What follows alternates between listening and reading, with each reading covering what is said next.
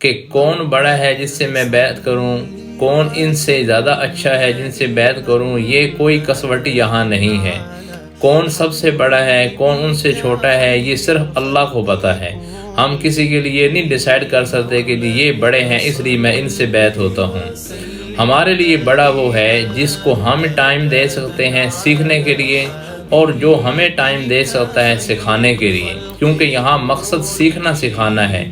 ایک شخص ابھی کاریگر نہیں بنا، وہ گولڈ والوں کے پاس جاتا ہے کہ جی مجھے سکھا دیں۔ اب وہاں 10 آدمی سکھانے والے بیٹھے ہیں۔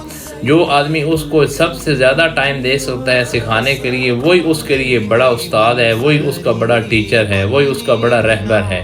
اسی طرح جو لوگ دل کی اصلاح کرتے ہیں، دل کے بارے میں احوال بتاتے ہیں، دل کی رہنمائی کرتے ہیں، بیعت کرتے ہیں، تصوف سکھاتے ہیں، ان میں سے وہی بڑا شمار ہوگا ہمارے حق میں جس کو ہم زیادہ ٹائم دے سکتے ہیں، اور جو ہمیں زیادہ ٹائم دے سکتا ہے۔ ظاہری بات ہے کہ جو جتنا نزدیک ہوگا اس سے ٹائم لینا، اس سے ٹائم دینا آسان ہوگا۔ جتنی دور بیعت کی جائے گی تو پھر وہ صرف بیعت ہی رہے گی، بیعت کے بعد کی اصلاح نہیں ہو سکے گی۔